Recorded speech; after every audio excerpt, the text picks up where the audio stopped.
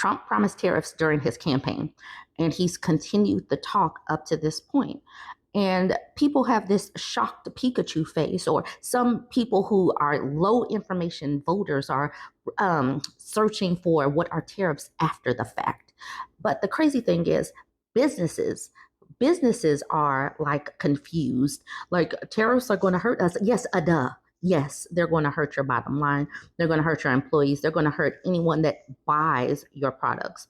This is a lose for all of us. But let's get into this. Of course, there's going to be retaliation from these other countries. No one will win. Canada, Mexico, and China respond to Trump tariff threats.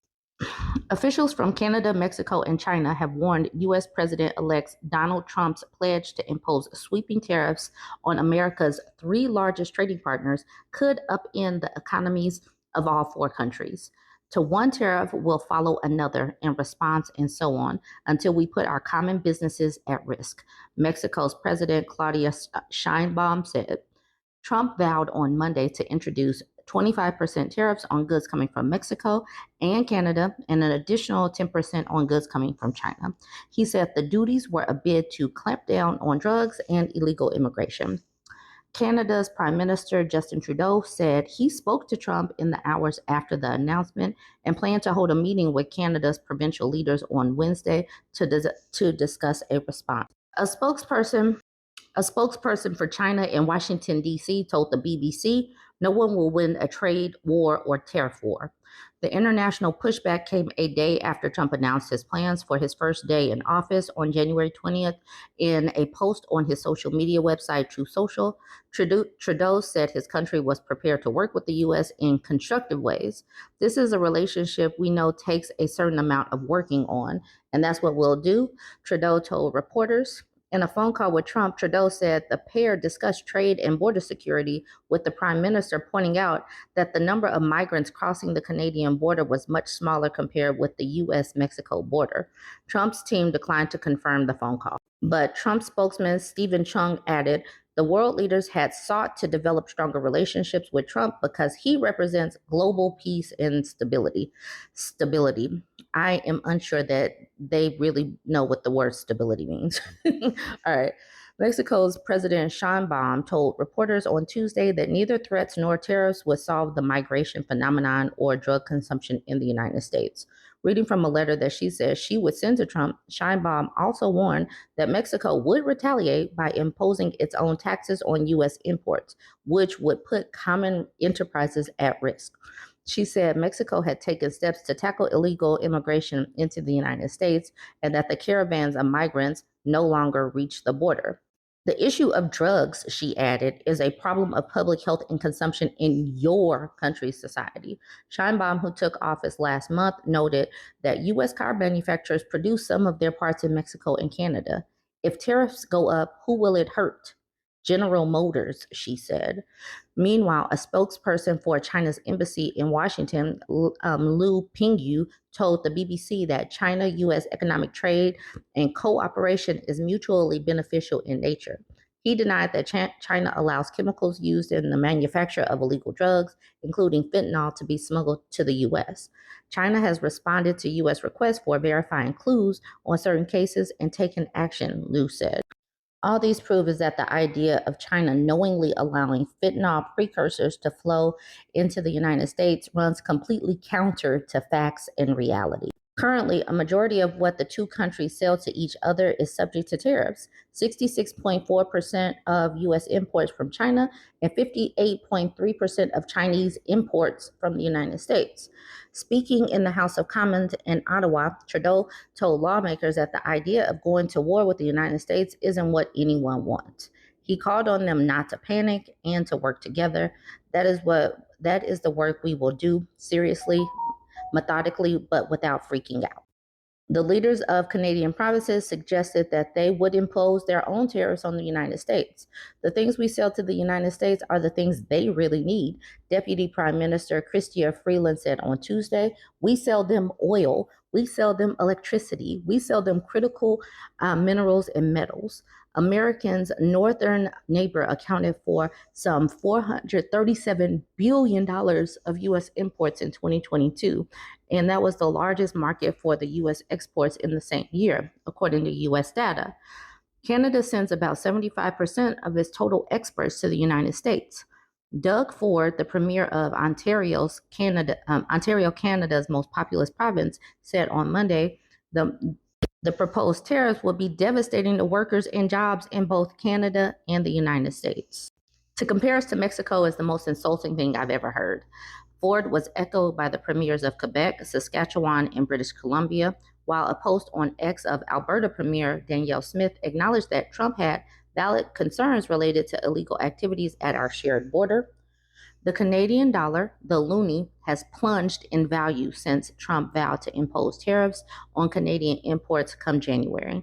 The Canadian dollar dipped below 71 US cents, the lowest level the loonie has fallen to since May 2020, when Trump threatened to impose tariffs on Canadian goods during his first stint as U.S. president. The Canadian peso fell to its lowest value this year, around 4.8 cents. So I saw this article on MSN, and it has a list of goods that Canada could use to retaliate against America. So we already had a trade war when Trump was in office, and Canada they retaliated. So this article is talking about the items that they retaliated against last time. So it says during those retaliatory tariffs, the other items taxed by Canada range from everyday items like sweet and savory foods down to yarn. Here are the imported American products Canada took aim at last time. Yogurt, roasted coffee, but not decaffeinated. They said it's a decaffeinated coffee, and I understand. Certain prepared meals, including chicken or those with defined mixtures, and bovine animals. Maple sugar and maple syrup. Licorice candy and toffee. Other sugar confectionery. Chocolate in blocks, slabs, or bars, both filled and not filled. Pizza and quiche. Cucumbers and gherkins. Strawberry jam. Orange juice that is not frozen. Soya sauce.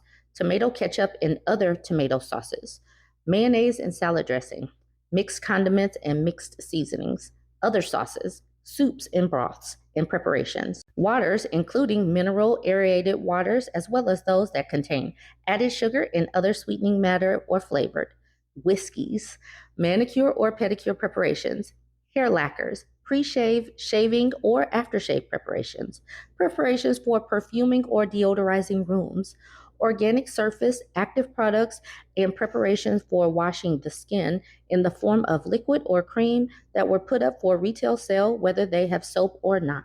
Automatic dishwasher detergents, candles, tapers, and similar products, insecticides, fungicides, and herbicides in packages that don't exceed 1.36 kilograms, sacks and bags of polymers, of ethanol and other plastics, tableware and kitchenware, other household items and hygienic or toilet articles, including those that are plastics, plywood, consisting solely of sheets of wood, not each exceeding 6 millimeters in thickness other than bamboo.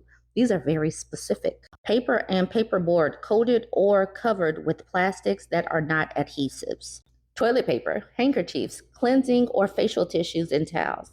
Tablecloths, serviettes, handkerchiefs, cleansing or facial tissues and towels. Cast iron grills that don't exceed 3 kilograms, printed or illustrated postcards, as well as printed cards bearing personal greetings with or without envelopes. Cooking chambers, top surface panels, and pilot burners, among other aspects of non-portable stoves or ranges, including those used on boats that use gas fuel or gas and other fuels. Combined refrigerator freezers fitted with separate external doors. This includes absorption type and combination gas and electric powered. Instantaneous or storage water heaters that are non-electric. Household dishwashing machines, powered lawnmowers used for lawns, parks, or sports grounds that have a rotating cutting device, seats with wooden frames that are upholstered and used both at home and for other purposes, cellular, rubber, or plastic mattresses, as well as those made with other materials, sleeping bags, cotton pillows, cushions, and similar furnishings, quilts, comforters, and other items of textile material that contain less than 85% by weight of silk or silk waste, other bedding and similar articles, playing cards, ballpoint pens, felt-tipped and other porous-tipped pens and markers. You see, things run the gamut. And if people don't believe that this is going to hurt businesses here, they are mistaken. This is going to hurt everyone. Join the conversation and let me know what you think. I know that I was talking about Mexico's response in the same article that I was talking about Canada and China, but I wanted to pull this one out specifically. Mexico's president would impose retaliatory tariffs in response to Trump's plan. Mexican President Claudia Sheinbaum said on Tuesday that she would impose tariffs in retaliation to those proposed by President-elect Trump in a newly outlined plan for a start of his administration. Why it matters. Leaders from Mexico, China, and Canada have all argued that the U.S. and their countries mutually benefit from cooperative trade agreements. Catch up quick.